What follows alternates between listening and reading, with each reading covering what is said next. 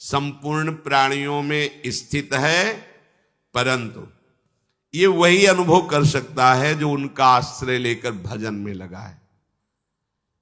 ये अध्यात्म खिलवाड़ नहीं भाई, ये अध्यात्म बाहरी चमत्कार नहीं है, बाहरी सुविधाओं का भोग अध्यात्म नहीं है। बाहरी सुविधाएं पुण्य के भाव से मिलती हैं। तुम्हारा पुण्य शुभ जोरदार है तो बाहरी सुविधाएं घेर लेंगी आके, पाप जोरदार हो गया तो बाहरी सुविधाओं को हरण कर लेगा। पुण्य पाप का बल भजन के ऊपर नहीं पड़ता, इसीलिए इस जन्म में भगवत प्राप्ति निश्चित है अगर आप चाहो तो।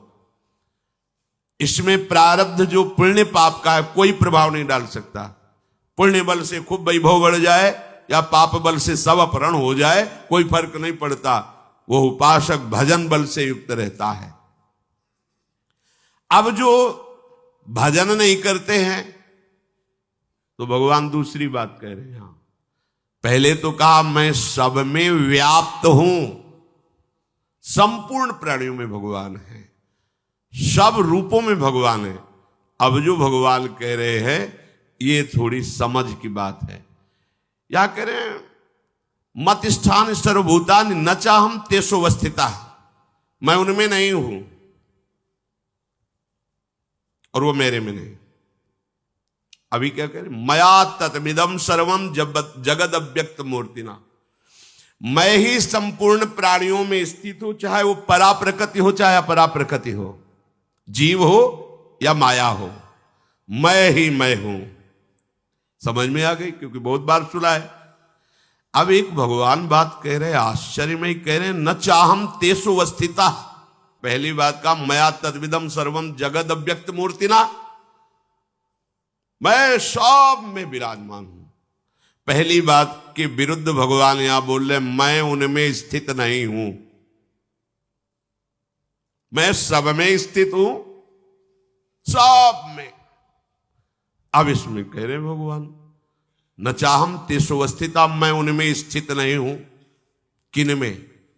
जो मेरा आश्रय लेकर भजन नहीं कर रहे हैं। जब सिद्धांत में बोलेंगे तो बोलेंगे क्रूर पापी दुष्टात्मा में भी भगवान विराजमान है, और भगवान यहां स्वयं कह रहे हैं मैं उनमें नहीं हूं। इसका भाव समझे, बड़ा सूक्ष्म भाव है। जैसे उदाहरण में समझेंगे आप, भगवान ने कहा कि आत्मा का जन्म मरण नहीं होता है, न कोई जन्मता है न कोई मरता है, जो आत्म स्वरूप है। पर अर्जुन यदि तुम मानते हो जन्म मृत्यु को, आत्मा का नहीं होता, न जायते मृत्युः कदाचित्। लेकिन यदि तुम मानते हो तो जातस्य ही ध्रुव मृत्यु, जिसका जन्म हुआ निश्चित मरेगा। दो बात की ना, पहली बात में ना किसी का जन्म है ना किसी की मृत्यु है। किसकी? जो आत्मस्वरूप में स्थित है उसको यह अनुभव होगा। लेकिन जो शरीर में स्थित है, जो जातस्य ही ध्रुव मृत्यु, वो जन्मा मरेगा निश्चित। अब यहां बात समझो, पहले शब्द में भगवान बता दिया कि मैं सब में हूं। अब फिर कह सकते कि जब भगवान हम में है तो हमारे कल्याण में अब कमी क्या हो सकती? भगवान ही आकर विराजमान है। भगवान कर मैं उसमें नहीं हूं। किस बात में? समझना होगा। यदि मैं उसमें स्थित होता तो जो परिवर्तन उसका होता वो मेरा भी होता। मैं तो अविनाशी हूं और वो स्थित है विनाशी शरीर भाव में, तो मैं उसमें नहीं हूं। उसके भाव में मैं नहीं हूं, इसलिए मैं नहीं हूं। सूक्ष्म भाव समझना, क्योंकि अगर मैं हूं उसके भाव में तो मेरा भाव आएगा। मैं अविनाशी हूं तो वो अविनाशी होगा, मैं चिदानंद हूं तो चिदानंद होगा।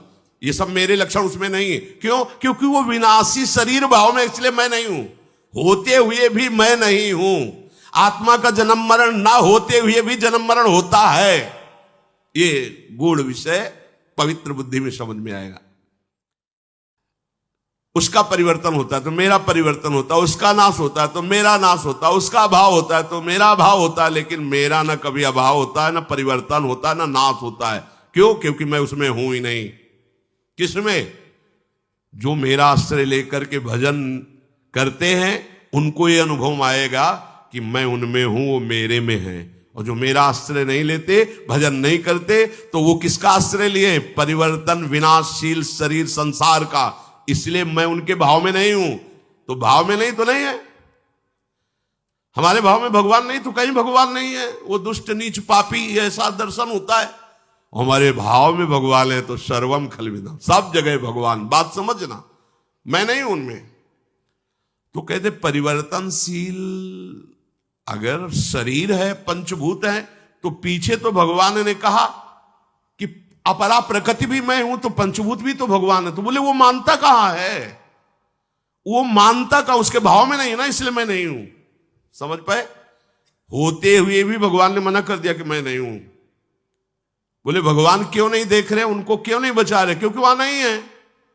नहीं है तो सर्वम, सब जगह भगवान। तो वो मानता कहां है? उसने पुकारा कहां? उसने भजा कहां? इसीलिए सब हो रहा है। ये बड़ा सूक्ष्म विषय है। तात्पर्य है परिवर्तनशील नाशवान अभाव में यदि तुम्हारा भाव है तो भगवान तुम में रहते हुए भी तुम में नहीं है उन्हीं की धरा में हो, पर तुम्हारे भाव में नहीं रहा तो नहीं है भगवान। जैसे शिल्पिल्ले बाई को कोई आकार विग्रह नहीं दिया था गुरुजी ने, ऐसे पत्थर को टुकड़ा दे, प्योर पत्थर, कोई आकार नहीं, और कहा ये तुम्हारे भगवान श्याम सुंदर है। उनके भाव में आया मेरे भगवान श्याम सुंदर है, छाती से हृदय में लगाए, रात दिन उन्हीं को प्यार दुलार। अब जब ब्याह हुआ तो पति की तरफ हेर ही नहीं रही थी। पति ने देखा कौन सा किसकी छवि क्या, तो देखा एक पत्थर का टुकड़ा है, हमसे ब्याह किया, हमारी तरफ तो देख रहे पत्थर के टुकड़े एक देर जल में फेंक। भारी व्याकुलता, कूद पड़ी, अब तो प्राण त्याग देंगे, अपने प्रभु के बिना मैंने नहीं जी सकती। जल से निकल करके पत्थर का टुकड़ा, और सामने ही ललित त्रिभंगी मुरली मनो है ना उस पत्थर में, उसके भाव में नहीं है ना, वो फेंक दिया पत्थर का टुकड़ा। वहां भांग जिससे बांटी जाती थी वो बट्टा धन्ना जी को दिया, ये भगवान है तुम्हारे। बालक थे तो शालिग्राम भगवान को नीचे बैठा दिया और बट्टा को ऊपर ऐसे रख दिया। बोले बड़े ठाकुर चाहिए कि छोटे? बोले हमें तो बड़े ठाकुर चाहिए। तो हाँ बड़े वाले ऊपर स्वामी है, ये ले, बस नहा के इनको नहला देना और पवा के इनको तुम पा लेना। साक्षात ठाकुर साथ घूमते थे ना। भांग के बट्टे में अगर हमारा भाव नहीं तो नहीं है ना, वो तो भांग का बट्टा, कोई श्री विग्रह थोड़ी हमारे लिए नहीं है, उनके लिए है। बस ये बात समझना है। नचमत स्थानि भूतानि, संपूर्ण प्राणी जो वो मेरे में नहीं। पहले मैं बताया कि मैं सब में हूं, उसकी बात के विरुद्ध में बोले कि मैं उनमें नहीं हूं। अब इसमें दूसरी बात में सब मेरे में है, उस बात के विरुद्ध कह रहे वो प्राणी मेरे में नहीं है। क्योंकि यदि मेरे में स्थित होते तो मेरा निर्विकार स्वरूप हो, निर्विकार हो जाते। बोले नहीं, अब ये तो भगवान में स्थित है, ये तो भगवान के समान है। क्योंकि भगवान में स्थित नहीं है, वो विकारों में स्थित है, इसलिए भगवान कह रहे वो मेरे में स्थित नहीं है, मैं उसमें स्थित नहीं हूं।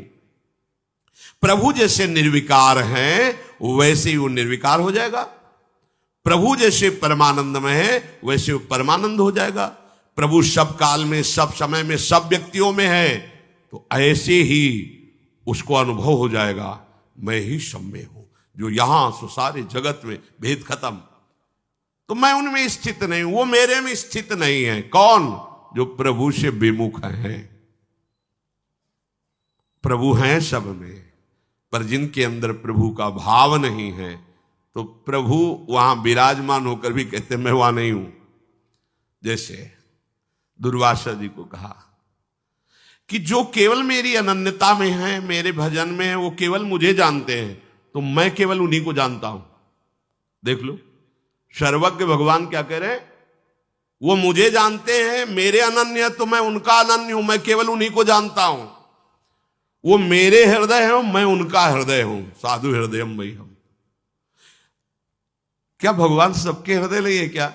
फिर क्यों कह रहे साधु हृदय मई हो? उन्होंने अपना हृदय दे दिया तो मेरा हृदय ही उनके हृदय में स्फुरित हो गया।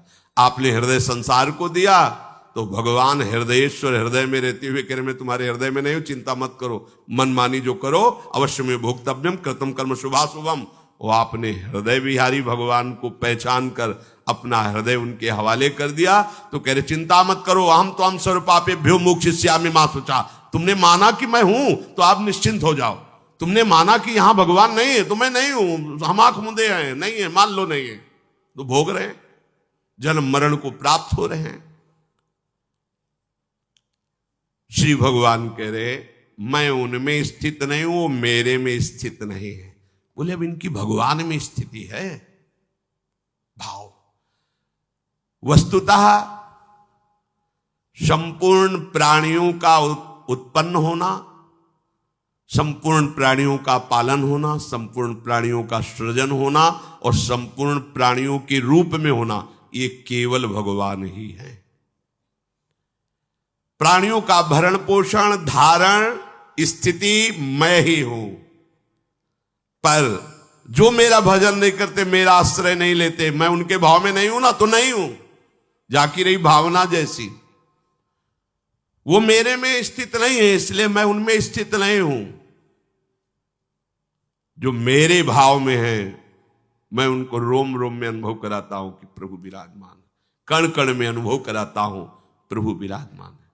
इसलिए इस भाव को हम हृदय से स्वीकार करें, हम कभी अकेले नहीं हैं, हमारे साथ प्रभु हैं। किसी भी समय में ऐसा वो समय नहीं जहां प्रभु ना हो, तो इस समय भी प्रभु हमारे हैं। इस समय यही है, सब में है, हम में भी है, सब जगह यहां भी हैं, सब समय में इस समय भी हैं, सबके हैं, वो हमारे भी हैं। ये भाव के बिना भक्ति पूर्ण नहीं होती। कभी आप अपने को अकेला मत समझिए, आपके प्रभु आपके साथ हैं। ये तभी समझ सकते हो जब मुख में नाम चलेगा। मुख में हो राम नाम, राम तेरे हाथ में, बंदे तू अकेला नहीं, राम तेरे साथ। ये कब अनुभव हुआ? जब मुख में राधा वल्लभ लाल को हृदय ध्यान, मुख नाम। फिर बोले अब किसकी जरूरत पड़ेगी? जब आपको लगेगा प्रभु मेरे साथ हैं, प्रभु मेरे हाथ में है। हाथ का मतलब होता है जैसा मैं चाहूंगा वैसा मेरे प्रभु करेंगे। ये आगे की स्थिति में होता है जैसा मैं चाहूंगा। पहले तो तुम्हें जोई जोई प्यारो करे सोई मोई भावे, ऐसी स्थिति बनानी होगी। फिर भावे मोई जोई सोई सोई करें प्यारे, ऐसी स्थिति अपने आप प्राप्त हो जाएगी। प्रभु का आश्रय लेकर निरंतर भजन, एक एक सेकंड, एक एक श्वास तुम्हारी बहुत कीमती है प्यारे। मानो 50 वर्ष तुमने धन कमाया, अब आपकी आखिरी श्वास है, तो 50 वर्ष के व्यतीत किए हुए समय में जो धन मिला, उस धन से तुम एक सेकंड भी नहीं खरीद सकते हो। 50 वर्ष की कमाई हुई संपत्ति से तुम एक श्वास भी नहीं बढ़ा सकते हो। सोचो तुम्हारी श्वासें कितनी कीमती हैं। इन श्वासों की सार्थकता है राधा राधा राधा। लाडली जी के चरणों का आश्रय लेकर नाम जप कीजिए, निहाल हो जाओगे, आनंद समुद्र में डूब जाओगे, दुख का निशान भी नहीं रहेगा, कोई शोक कोई भय तुम्हें स्पर्श नहीं कर पाएगा। बड़ा आश्चर्य है, यहां बाहर कुछ नहीं सुधारना, साधना से अपनी दृष्टि सुधारनी। दृष्टि सुधर गई तो किसी सूझ वाली आंख ने पहचान की, कण कण में झांकी भगवान की। वो ललित त्रिभंगी मुरली मनोहर अपने आराध्य देव को सर्वत्र देखता है। जड़ चैतन्य कछु नहीं दिखत, जित दिखत तित श्याम खड़े। समझो, श्री नरहरदास जी बड़े महापुरुष हुए, वो कह रहे जड़ चैतन्य कछु नहीं दिखत। हमें तो जड़ चैतन्य दिखाई दे रहा है, गुण दोष दिखाई दे रहा है। ये हम अभी मोहांधकारमयी दृष्टि से युक्त है, अभी ज्ञान का प्रकाश नहीं हुआ।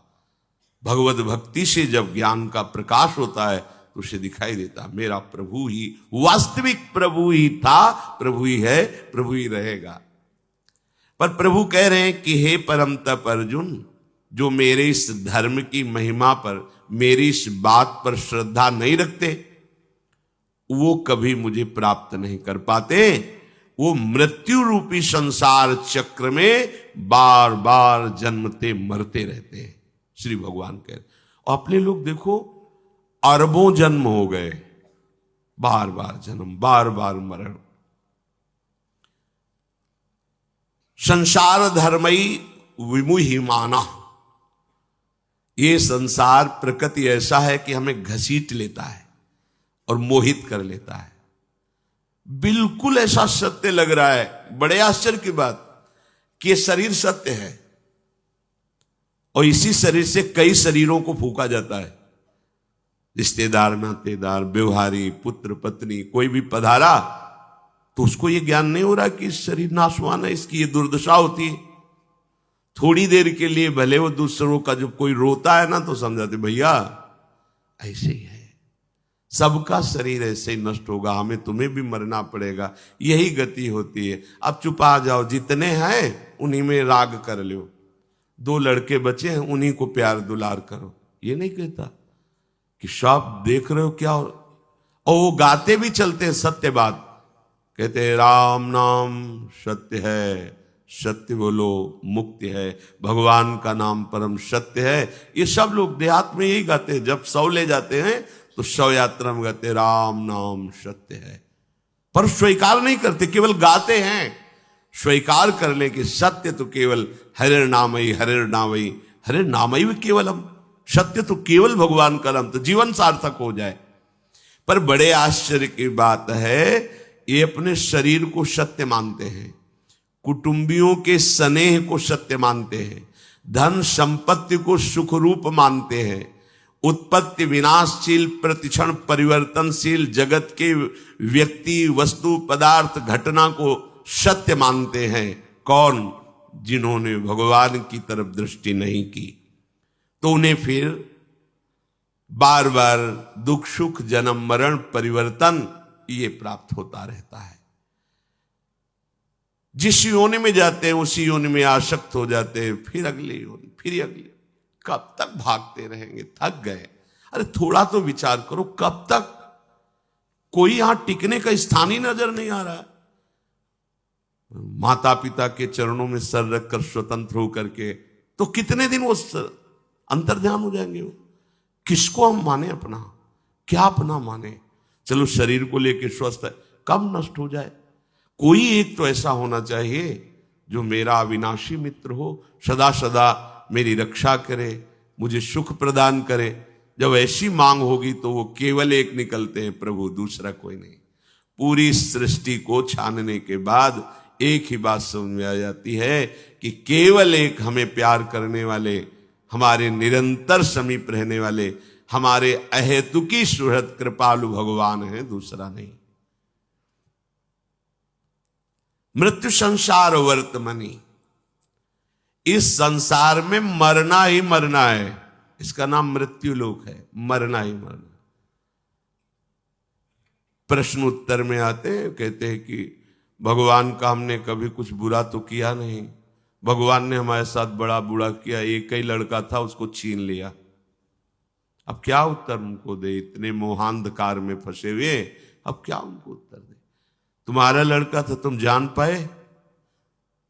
तुम्हारी क्या सामर्थ्य है कि तुम कुछ एक अंगुली की भी रचना कर लो? पुत्र बनाना तो बहुत बड़ी बात है, तुम्हारी अंगुली काट दी जाए, तुम नई उसको प्रकट कर दो तो जाने कि तुमने पुत्र रचना की है। अरे पागल, वो भगवान का ही है।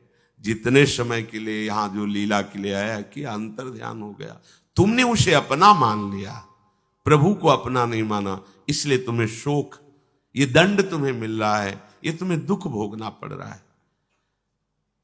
भागवत में श्री चित्रकेतु जी के चरित्र में आता है कि उनके बहुत सी रानियां थी, बहुत से में 1 करोड़ रानियां थी।